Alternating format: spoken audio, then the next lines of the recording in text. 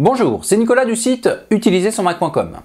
Je fais cette petite vidéo d'abord pour remercier énormément toutes les personnes qui ont pu assister aux conférences que j'ai données, enfin à la conférence, je l'ai réalisée 2 fois mais c'était la même, donc à la conférence Sécuriser votre Mac que j'ai animée il y a quelques jours. Donc merci, un grand merci à toutes les personnes qui ont assisté et un énorme merci aux personnes qui ont participé. Alors je sais bien que seules les personnes qui avaient un compte Google pouvaient participer au niveau questions-réponses.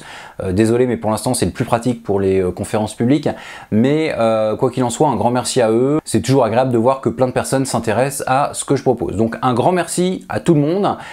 Je sais par contre, et ça c'est le petit point noir, que tout le monde n'a pas pu assister à ces conférences. J'avais fait exprès d'en faire 2, j'avais fait exprès de prendre des horaires différents, comme ça si quelqu'un habitait un autre pays pour le décalage horaire, peut-être que ça laissait une chance d'être dispo. Mais je me doutais, et j'ai eu confirmation, j'ai eu pas mal de mails, pas mal de retours, que tout le monde n'a pas pu assister, ou que tout le monde n'a pas pu assister à l'ensemble de la conférence. C'était environ 3 heures de conférence.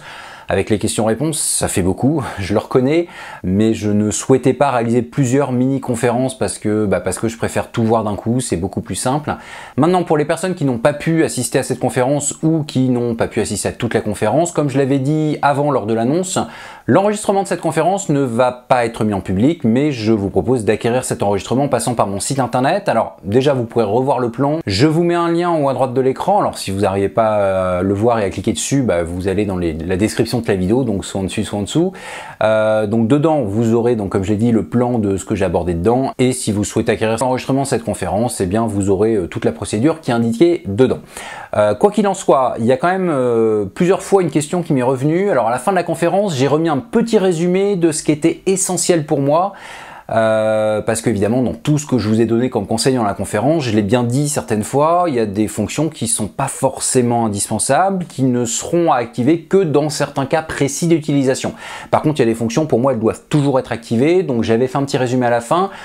Certaines personnes n'ont pas eu le temps de le noter, pourtant je l'avais laissé un petit peu, donc je vous remets le résumé maintenant. Donc mettez un petit arrêt sur image si vous voulez avoir le temps de tout noter, mais en gros je rappelle très rapidement que si vous êtes plusieurs à utiliser un Mac, chaque personne doit avoir sa session utilisateur. Vous devez soit activer l'utilisateur invité, soit créer un autre utilisateur afin que des personnes extérieures à votre machine puissent malgré tout l'utiliser sans risque pour vos données. Vous devez évidemment utiliser de bons mots de passe, principalement pour les comptes très importants. Par exemple ceux qui donnent accès à votre carte bancaire ou tout simplement le mot de passe administrateur de votre Mac ou le mot de passe iCloud, puisque vous n'êtes pas obligé de mettre votre carte bancaire dans iCloud, mais ce mot de passe reste malgré tout très sensible. Bon, ensuite évidemment l'authentification à 2 facteurs que propose iCloud, je vous invite à l'activer. Je rappelle qu'elle existe aussi chez plein d'autres services, que vous pouvez donc activer chez plein d'autres services. Un mot de passe en sortie de veille, pour moi, c'est indispensable sur un portable. L'iMac, ça peut être important également, surtout s'il y a des personnes extérieures à l'utilisation de l'iMac qui passent pas loin certaines fois. La désactivation de l'ouverture de session automatique, même principe, indispensable sur un portable et très souhaitable sur un iMac où certaines personnes peuvent passer pas loin alors qu'elles ne sont pas censées s'en servir. Bien entendu, il faut toujours réaliser les mises à jour mineures que propose Apple, ainsi que les mises à jour de sécurité d'ailleurs, tout en n'oubliant pas de faire attention à ce que l'on installe. Je ne parle pas des mises à jour proposées directement par Apple, mais bien des applications que vous avez installées. Je ne vous refais pas toute la liste de ce qu'il faut faire pour faire attention, c'était dans la conférence, mais quoi qu'il en soit, tenez bien compte de toute cette liste. Et en dernier, il faut toujours avoir des sauvegardes de son Mac, et j'ai bien dit des sauvegardes, puisque au moins l'une des sauvegardes doit ne pas toujours être connectée au Mac. Bon, évidemment, pour qu'il y ait une sauvegarde de pas connectée en permanence, il faut évidemment qu'il y en ait 2. Donc on peut au moins avoir 2 sauvegardes Time Machine et les intervertir régulièrement. Alors, je rappelle par contre que pour une sauvegarde vraiment fiable au maximum, c'est pas 2 sauvegardes Time Machine qu'il faut, mais c'est plusieurs types de sauvegardes différents. Il y a la règle des 3-2-1. Je vous refais pas le cours de la sauvegarde, que je n'ai pas fait d'ailleurs dans cette conférence sur la sécurité. J'ai par contre une ancienne conférence sur la sauvegarde qui est toujours d'actualité, que vous pouvez également acquérir. Je vous mets le lien également en haut à droite. Donc toujours pareil, vous pouvez aller le voir en haut, en bas dans la description si vous n'arrivez pas à l'atteindre en haut à droite.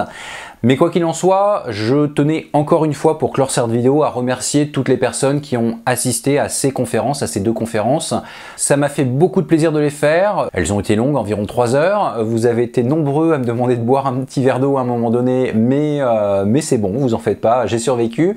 Je réfléchis évidemment à l'idée de refaire d'autres conférences de ce type-là, même si je sais que n'importe quel sujet ne va pas forcément aller avec une conférence web, puisque évidemment évidemment un sujet où il y a beaucoup de manipulation, je ne vais pas l'utiliser dans une conférence web, ce sera moins pratique. Un sujet où il y a des synchronisations entre deux ordinateurs, je ne vais pas non plus l'utiliser. Donc bref, je réfléchis toujours à effectuer d'autres conférences. Entre la conférence sur la sécurité qui vient d'avoir lieu et celle sur la sauvegarde, comme vous l'avez vu, il y a eu beaucoup de temps qui s'est passé. J'essaierai de trouver un sujet adapté en moins de temps cette fois-ci, mais quoi qu'il en soit, un grand merci et évidemment pour ceux qui ont découvert mon site internet avec cette conférence en direct, n'hésitez pas à découvrir toutes les autres vidéos gratuites que je propose. Donc pour ça, je vous rappelle qu'on peut me suivre sur Facebook, sur Twitter, on peut évidemment s'abonner à la chaîne YouTube ou à la newsletter de mon site pour recevoir éventuellement certaines vidéos gratuites mais non publiques que je propose également. Bon, je m'arrête là. De toute façon, je prépare déjà la prochaine vidéo publique sur le Mac. Donc, je vous donne rendez-vous dans quelques jours seulement pour cette prochaine vidéo. À très bientôt!